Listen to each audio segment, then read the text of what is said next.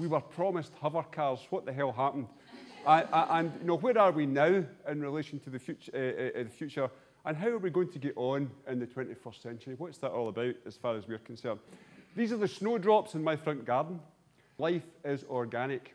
Now, if you look behind these snowdrops, you'll see that I'm not a very good gardener. But I'll tell you what, it doesn't matter what I do with these snowdrops. They insist on being alive. They're absolutely excellent at being snowdrops. And I used to only use these snowdrops when they were in that condition. But then I realised, I'm a bit of a slow thinker, I realised actually these snowdrops are alive even when I can't see them. So it's not my job or your job to tell anything how to grow. I believe it's my job to try and make the context in which it's possible for growth to happen. So as we go through this talk, hang on to that. You know, I believe that inside every one of us, there's this organic capacity to be much more than we are within the limitations that we're living at the moment. At an international level, at the level of institution rather than the level of person, this is where we find ourselves. You know, we are in a stormy present, and the old thinking just won't do. I believe that Abraham Lincoln was talking about slavery on the 1st of December, 1862, when he said this. So here we go. Hang on to those ideas. I just want you to remember one thing, that the art of prophecy is very difficult, especially with relation to the future. So let's have a look at what some people said about it. Learning brain work will cause women to go bald. No. Hans Friedenthal was the professor of education at the Sorbonne in Paris when he said that in 1914. Remember the date, very important. By 1960, work will be limited to 3 hours a day. John Langdon Davis, very, very good commentator on many, many things. Again, check the date. You know, what John's saying there is at a time when we thought machines were going to take care of everything. That's like the second or third wave of industrialization. Technology, these are my favourites. No aeroplane will ever be practically successful. Lord Kelvin, who was at the height of his career when he said that. He never saw the Wright brothers coming 3 years later. He thought we'd be going around the planet in balloons forever. Was his thing. Well, this one here, I love this one. An amazing invention, but who would ever want to use one of them? That's the President of the United States, to Alexander Graham Bell, about the telephone. So Hayes's idea was, well, we don't need the telephone. You know, what we've got here is we've got Wells Fargo, and we've got letters and telegrams. We don't need the telephone. And then this one at the bottom here. One day there will be one of them in every city. That's the mayor of Chicago in 1873 about. Elevators. That's a good one, I like that. Also the telephone. So the mayor of Chicago's idea of the future of the telephones would be one telephone in Chicago. It would be in the city hall. You would go down there on your horse. You would stand in the queue. You would use the phone, and then you would go home. Surgery. That's a bit closer. The abolition of pain in surgery is a chimera. Knife and pain are 2 words in surgery that must forever be associated. And the patients are aware of this. I'm really glad he's not my surgeon. Velpo, again, at the height of his career, 7 years before the introduction of anesthesia. This is the old adage, progress comes a death at a time. This is somebody in the establishment resisting progress. A child born in the year 2000 had a good chance of not dying at all. That could be true. Could be true. We don't know. Now, the key thing about that, again, is the date. What do we know about the 60s? There are two possible explanations for this. One is the 1960s were a hugely optimistic decade. The war was behind us. Post-war plenty is beginning to come through. We think we can do anything. We're in charge of the whole planet. That's one explanation. The other explanation is, what the hell was he smoking when he said that? Okay, and then this one, close to my own heart, my wife has rheumatoid arthritis. Not true, okay? Again, quite late, in the 60s, we think we can do anything, okay? So a couple of things about that. If you think there's only one way into the future, and it's your way, you're already in deep trouble. Okay, we need to learn humility here. These quotes are now very funny. What will people say about us in 50 years' time? Those people thought we could get at care by reorganizing the big institutions. They thought there were technical solutions to these problems of care. They're going to be having a good laugh at us. We need to be ready for anything. not planning for everything. Because the future does not already exist. Newsflash, it's not some place out there that we're going to go to. We are going to make it. And if we don't make it, we'll have to live in somebody else's version of the future. Okay, those are the choices. Help to create the future that you want or live in somebody else's. Okay, where do we find ourselves now? I think this is where we are. You don't have to read these, you'll be glad to know. But we're living in a world where our ability to create is now beginning to show up its downsides with increasing intensity and increasing frequency. I mean, the world that was born out of the triumph of reason in the 18th century, Scots had a big part to play in that, including David Hume, whom we saw earlier, a great fan. But as we've gotten into that, the downsides of that are becoming more and more apparent, and everywhere our systems are under strain. Okay, so that's where I think we are. Great things have happened, but the downsides begin to show up more frequently now. And how do we respond to that? Here's the poor old Earth being chased by 16 horsemen of the apocalypse saying, well, I thought there was only 4. And this is one of my favourite books. This is a book by a great Canadian scholar called Thomas Homer Dixon called The Upside of Down. And it's a book about synchronous failure of key systems in the world. Those are them there. But my favourite thing about this book is the quote from the review in Colin Quire in 2009. And it says, if you only read one book this year about the end of civilization, right, you get the idea. You know, there are lots of people out there talking in this way about the future. Anybody know who this is? Gramsci. Thank you very much. It's Gramsci, Antonio Gramsci. You're the first person ever to recognise him. This is what I'm talking about.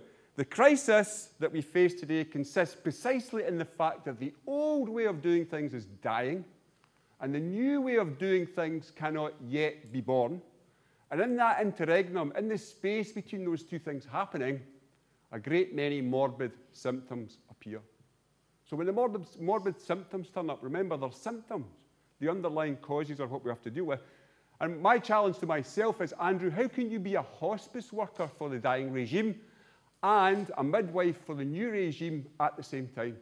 I won't be kicking the old regime to death. It's served us well, but it's time for it to go. Let's stop reviving it. Get out of the bed. Here's some drugs. Come on, get up. No, let it go. And what are we going to bring into being instead? I call that a change of age, a time when the very precepts by which we live are going to change. Not an age of change, but a change of age. They come along every 250 years or so. The last time it happened was the Enlightenment. Go back to the 18th century in Scotland, and that's what's happening. Go back 250 years before that in Scotland, you've got John Knox going around Scotland saying, you don't need to mediate your relationship with God through someone else. You can do it by yourself. That changes everything. We get schools which prepare us for the Enlightenment in the 18th century and so on. And we're living through one of those changes now. So it's our turn. It's our turn to say what we're going to do next. We've got it. We can change whatever we want to change. So my argument is the world is that way. It's a Medusa's head of challenges that are rising up. But we're insisting on organising in the old ways to try and deal with those problems.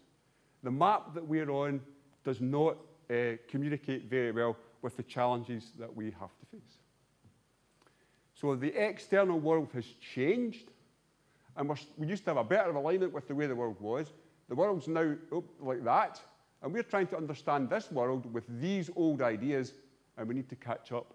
Otherwise, it just causes us more and more stress and strain individually and at the level of society. 3 ways to respond to this. The first is denial. Do you know what? It's not really that bad. Actually, the targets weren't quite right. We need to redouble our efforts. We need more money, that kind of argument. In that world, if I get the resources, you're not getting them. If I'm right, you have to be wrong if you say something different from me. Okay, that's that world of denial. The second kind of response is a nihilistic response. I've been here before. I've seen all that already. That's not going to work. The world's going to hell in a handcart. Why do we bother with any of this stuff? That's a second kind of response to the turbulence that we face currently. And the third kind of response is the transformational response, which is what I'm really interested in. What is that about? How do the stories relate to each other, not which one's right and which one's wrong? How do we get into that? And I've just got a few ideas about how that is. Poor old dinosaurs, we're always using the dinosaurs as an example of evolution. They're probably going to last for longer than we'll last as a species. But if we are going to evolve, what do we need to do? The first thing we need to do, I think, is develop a future consciousness. Not because it's nice to do blue skies thinking, but because our future consciousness affects what we do now. The present moment. What are we going to do in the present moment to work towards the future that we want? The second thing I would say is that we live in a world at the moment that is by and large governed by fear. If we don't do this, something bad will happen. And that leads us to take an idea of control. So we'll bring the world under our control. And we do that by homogenization and abstraction. How many of this? How many of that? Those people are all the same. Old people aged 45 to 64. Exactly the opposite of what Ken was saying. Exactly the opposite. We bundle people up, and it's very powerful because it allows us to do things. It's good to know how many old people there are if you want to take care of them, right? But the homogenation and the abstraction leads to fragmentation and alienation. How do you feel when somebody doesn't treat you as a human being? Number 44, you're 75 in the queue, and so on and so forth. And guess what? Fragmentation and alienation increases the need for control. So that's a vicious circle, and we're deeply, deeply mired in that at the moment. Okay? But what if the job's not to control, but simply to take part? I'm going to bring things to the party, you're going to bring things to the party, and out of that participation, we allow diversity. That's why there's 20 squillion species on the planet, because diversity is a great strength. We shouldn't try to tidy up to one single thing. There's weakness in that. Diversity brings strength, and diversity allows for inclusion. People begin to recognize in the work that there's room for them, and that increases belonging. Okay? These don't describe two different worlds. They describe different aspects of the same world. We live too much in this loop and not enough in this loop. By love, I don't mean romantic love. I like that too. But what I'm talking about is the drive towards unity of the separated. So things appear separate because of the way in which we've constructed the world, but in fact, everything is interconnected. How do we rediscover those connections in a deep way that we find satisfying and generative of life is what I'm talking about. We're in that top world because the language is all about control, production and consumption, data. It's about predictions and it's quantitative. Great, but it's not the whole picture. And when you're in the bottom loop because it's about giving and receiving, about participation, exploration, imagination, and qualities. Giving and receiving creates abundance. Somebody gives you a birthday present. That doesn't use anything up. It generates deeper relationship between you. Production and consumption creates scarcity. So we've manufactured scarcity when in fact we have abundance. How do we get back into that deeper abundance, I think is a key thing for me. And most of our learning currently is focused on vocational identity. Very important, okay? So I'm drawing here on the work of Jacques Delors, Learning the Treasure Within. He said 4 pillars. We need to learn how to be, we need to learn to know, we need to learn to do, and we need to learn to live together. Vocational identity is a dimension of that. So we have to be learners, we need to know how to produce things, we must endeavour with conscience so that we make a contribution. But all these other dimensions are by and large missing from the way in which we look at education at the moment. So how do I learn to be myself? How do I learn to live together with other people who are also trying to be themselves? How do I learn to belong to a culture? And how do I get into dialogue with other cultures? How do I build wisdom? How do I be a human being in the 21st century? What does that mean? How do I learn to synthesize, to make connection between the stories rather than insisting on my stories right and your stories wrong? How can I be happy? And how do I live together in solidarity with other people? How do I live for others? Because by living for others, you get to live for yourself too. In terms of practice, the kinds of things is, I'm talking about be genuine. So you think, oh, Andrew, this is too much, No, it's not. No, it's not. Today, you can start to do this. Be genuine. Let's say you've got appendicitis. And I say, that's no problem. Come round to my house tomorrow morning. I'll take your appendix out for you. Would you come?